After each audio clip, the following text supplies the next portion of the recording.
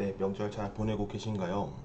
지금도 날씨가 비가 오는 날씨라서 보름달을 어제는 또 봤다가 이제 한 밤 11시쯤 되니까 또 안 보이더라고요. 물론 이제 다행히 제가 9시쯤 도착해서 이제 보름달을 봤고 소원을 빌었는데 여러분께서 이번 추석이라고 하는 게 맞겠네요. 보름달을 보면서 비셨던 소원은 무엇인지 물론 뭐 궁금합니다만 여러분 마음속에 잘 간직하시고 그 성취 이뤄내시길 바랍니다. 안녕하십니까, 수학교육과 박사과정 김정현입니다. 오늘 언급할 내용은 다른 논문에서 제가 공부한 이론적 배경과 관련한 내용을 설명하려고 하는데요. 그 중에 플립러닝을 설명하겠습니다. 뭐 그렇게 자세하게 논문이 나와 있지는 않았지만 그래도 제가 알고 있었던 지식과 함께 그 내용을 살펴보고자 합니다.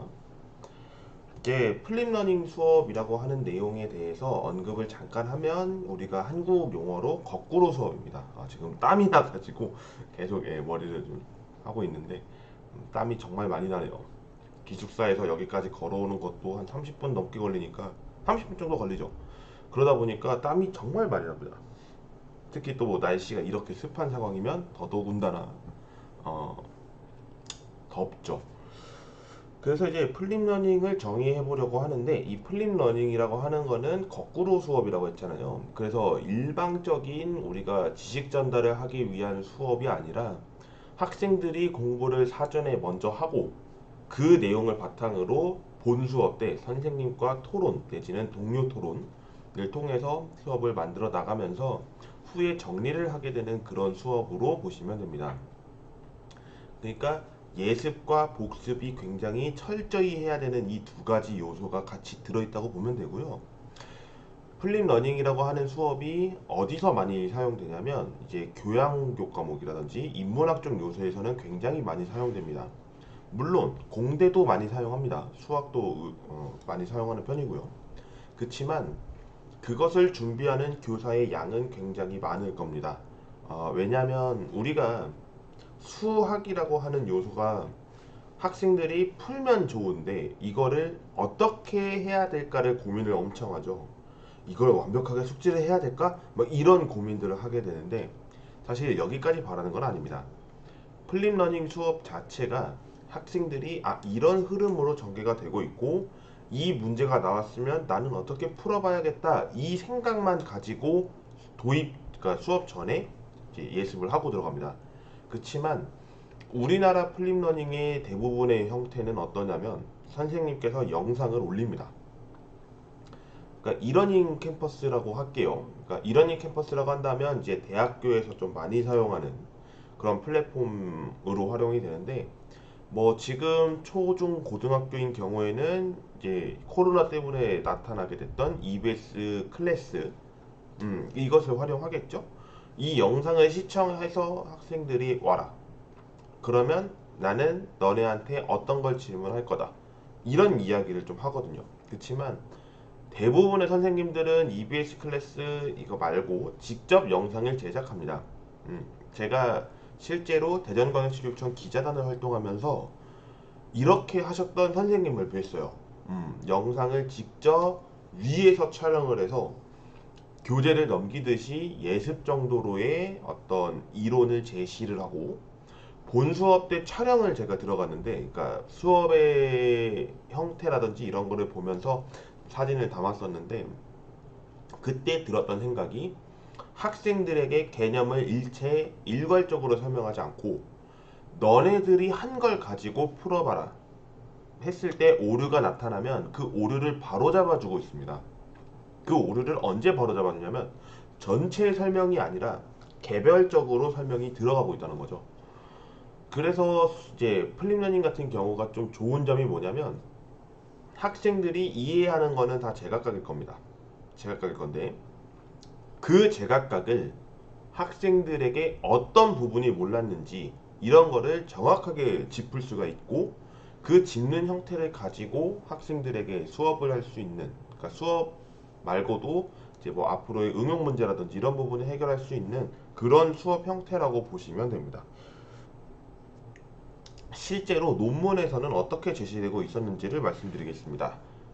김병학 교수님 외 8명께서 작성하신 논문 중에 플립러닝에 대한 이론적 배경이 설명되어 있어서 이 부분을 언급하겠습니다. 학생이 수업에 참여하기 전 교사가 미리 핵심적인 교과 지식과 내용으로 제작한 동영상 강의를 컴퓨터나 태블릿을 활용해 수업 내용을 학습한 후 실제 교실에서 학생은 교사가 제시한 과제를 수행하거나 동영상으로 배운 내용을 기반으로 토의와 토론 활동, 문제 해결 활동, 모둠별 프로젝트 활동, 질의응답 등의 다양한 개별화 수업을 진행한다 라고 되어 있습니다. 그러니까 우리는 이 플립러닝이라고 하는 것 자체가 그냥 단순하게 거꾸로 수업이니까 거꾸로 진행하면 되는 수업이겠구나 아니냐는 겁니다. 대신에 이 거꾸로 수업을 진행한다는 선생님들께서는 수업 준비하는 양이 평소보다 많았다라는 이야기를 좀 언급해 주셨습니다. 왜냐하면 제가 얘기했죠. 수업 전, 중, 후가 있어요. 베테랑 선생님들께서도 전, 중, 후를 맞추기 위해서 전에 영상을 촬영하기 위해서 어떻게 학생들에게 이거를 일방적으로 가르치는 것이 아니라 또 다른 수업 형태를 가르쳐야 한다. 그럼 뭐가 있겠느냐? 이거를 고민하시거든요. 그러니까 우리는 대부분 중만 생각하는데 이 중이 아니라 전과 후를 봅니다. 전 같은 경우에는 이 이제 중간, 그러니까 도입 수업 전 중이라고 할게요. 수업 중에 일어나는 일들에 대해서 전에 교수학습 자료를 개발합니다. 뭐 내지는 뭐 교수학습 자료를 개발한다기보다 어떻게 가르쳐야 되지 교수학습법의 이론에 입각해서 수업을 준비하시는데 그 준비가 상당히 깁니다. 그래서 저가 지금 고민되는 게 선생님들 업무나 이런 부분이 상대적으로 정말 많습니다. 학생들 하나하나 지도해야 되지. 또 뭐 생활 지도도 있을 거고요. 수업 지도도 있을 거고. 또 학부모 상담이 있으면 상담도 해야 될 거고. 그러다가 중간중간에 뭐가 있냐면 동료 평가라거나 장학이 있습니다. 그럼 또 수업 준비를 하기 위해서 엄청 시간을 또 버리죠. 그렇다 보니까 선생님들이 하는 일은 굉장히 많습니다. 그런 부분에서는 지금 제가 박사과정을 다니고 있기까지도 정말 많이 애를 쓰고 있는 직업 중에 하나가 교사라고 봅니다. 어, 그치만 이제 이런 교수학습법들이 많아지니까 한번 해볼까 하는데 자신이 없는 부분도 있죠.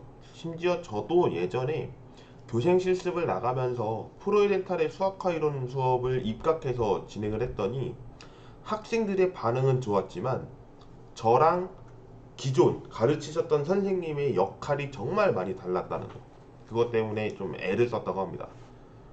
저는 이제 함수 영역을 맡았고 함수 중에서도 이제 함수의 정의, 그다음에 역함수, 합성함수 이렇게 세 가지를 수업했는데 그리고 나서 다시 이제 기존 선생님께서 들어오셔서 수업을 하시는데 유리함수, 무리함수 설명하려고 보니까 학생들의 개념이 이해가 안 된 거죠.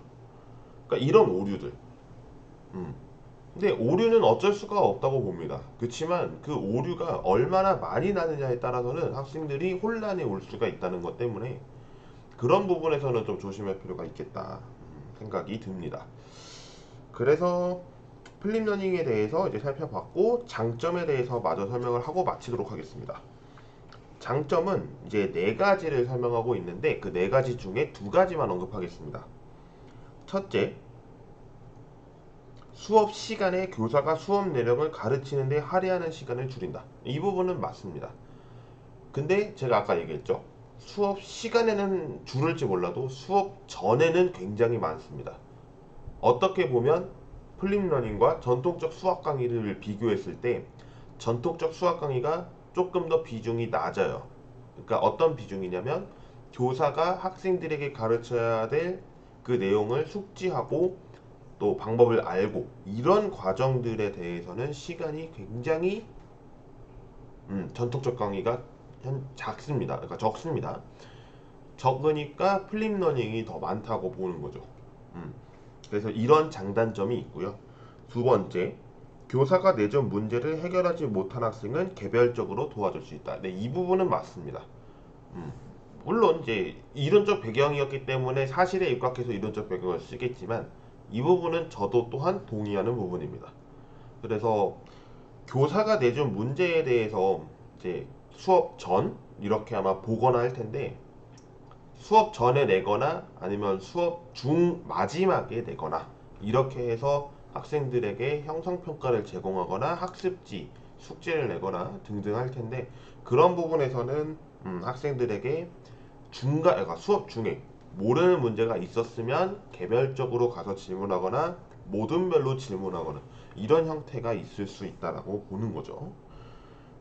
나머지 두 개에 대해서는 언급하진 않겠고 플립러닝의 장점도 요소는 좀 많습니다. 그런 부분에 대해서는 음, 나중에 제가 언급할 수 있는 시간이 된다면 언급 드리도록 하겠습니다. 다음 시간에 제가 할 내용은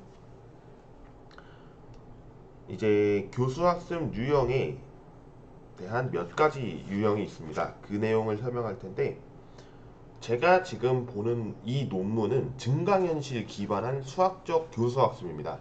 그래서 증강현실에 대해서도 설명을 해볼 필요가 있어서 증강현실과 수학을 언급할 수 있다면 언급드리도록 하겠습니다.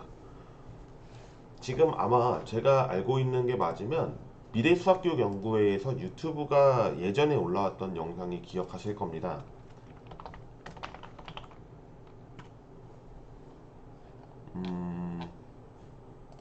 미래수학교육연구회 거기서 이제 초등교사 부부가 말하는 AI 수학을 이야기를 하는데 AI 수학도 물론 중요합니다. 그렇지만 저는 증강현실 수학에 대해서 한번 이 논문을 토대로 해서 한번 살펴보는 시간을 가져보도록 하겠고요. 오늘 영상은 여기까지 진행하도록 하겠습니다. 시청해주신 모든 분들 감사드리고요.